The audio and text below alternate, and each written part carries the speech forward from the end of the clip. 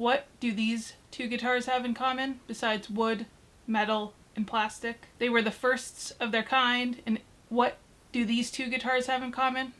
They were the firsts of their kind and instrumental in shaping music as we know it. Hey, I'm Jade, and welcome back to Backline Beat. It all started with two men, and a few others. One was a tinkering radio repairman, the other, a pop star inventor. They were Leo Fender and Les Paul. Two men with completely different ethoses whose paths crossed long before their names adorned a headstock. See, these two guitars weren't the first to be electrified. Jazz box style guitars had already had pickups in them for years. But it was really the invention of the solid body guitar that shaped music and took it to whole new levels. Les Paul had been playing his own solid body style guitar for years before his name was on a Gibson. He had invented what was called the log. When he first took it out, he just basically put a pickup on a 4x4 with a neck, an Epiphone neck. He was friends with the people at Epiphone, and they let him use their workshop. And he took it out, and no one really paid any attention to him because there's just this weird instrument. But when he put sides on it, he took like a jazz style guitar, put it in between, on either side of the 4x4, and made it more solid.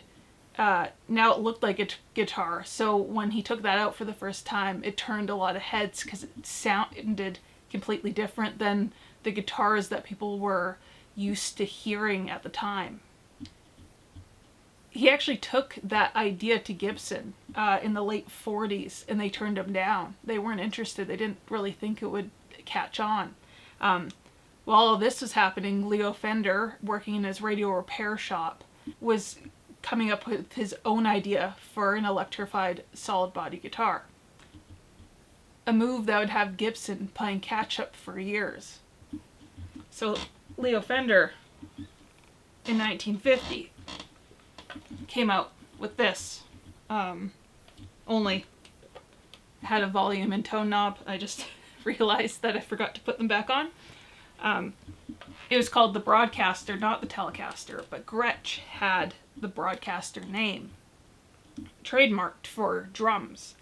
So it first was an Esquire, which only had one pickup, and then a few months later it became the Broadcaster with two pickups, and for a while it was called the No-Caster because Leo Fender was a frugal guy, so instead of making new a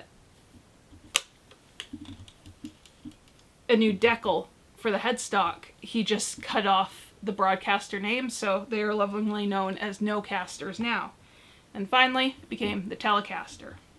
A very bare bones, utilitarian, kind of just workhorse of a guitar. And that was Fender's ethos.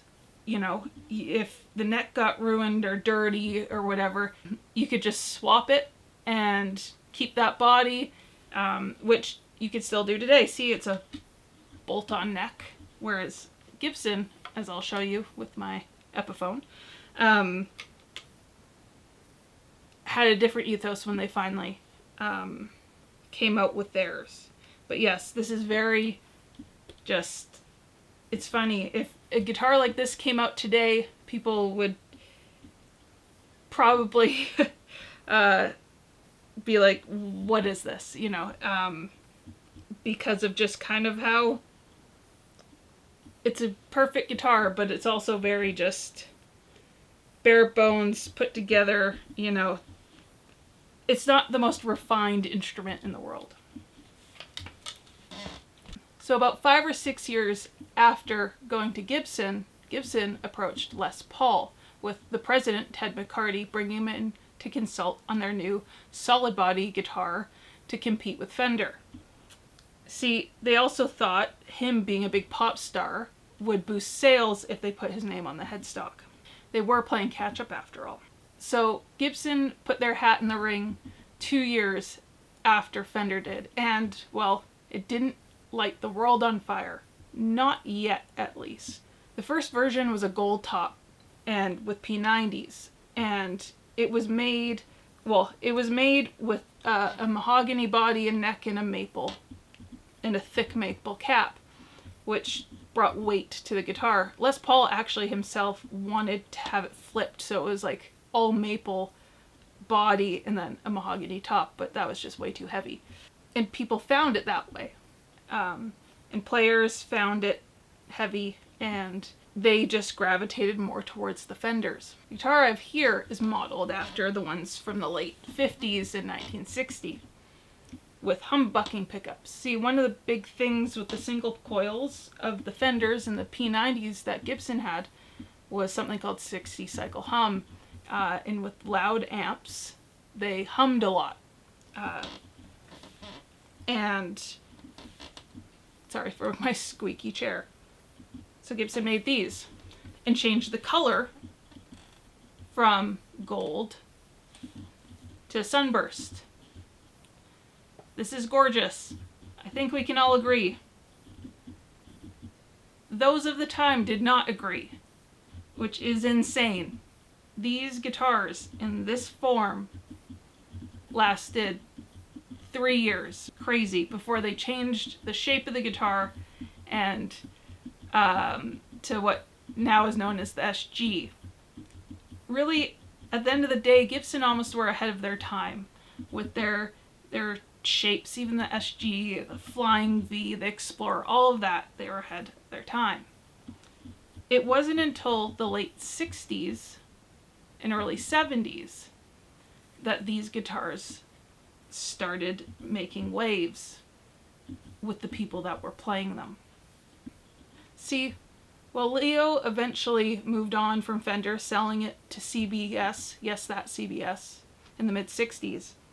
He continued to create and innovate with other companies, but nothing ever caught on as much as his original designs.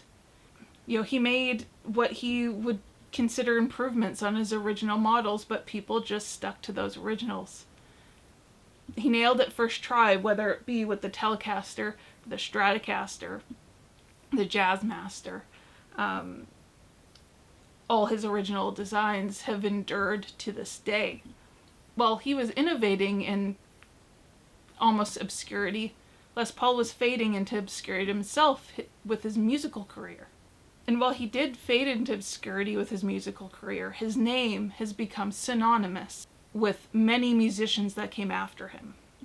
So two men that met a long time ago who had different thoughts and different opinions on how to do things. Both found their names on the headstock of guitars that helped shape music for all of us as we know it today. Thanks. I'm Jade, and if you want to learn more about this, check out this book. It's called The Birth of Loud. It goes way more in depth than this video. I'm actually about to reread it. I should have done the video after, maybe I reread it, but check this out if you're into music, if you're into guitar. It's well worth the read, and there are some fascinating insights into the world of the electric guitar, and not just Fender and Gibson. If you made it this far, thank you. If you are into guitar, you can check out solo music. I have a link below. It's an affiliate link. No extra cost to you, but I get a small little kickback if you buy something, and that'd be great, especially if you're already thinking about buying some stuff. And yeah, hope to see you around. Click the like and subscribe and all that if you feel like it. Thanks. Have yourself a good one.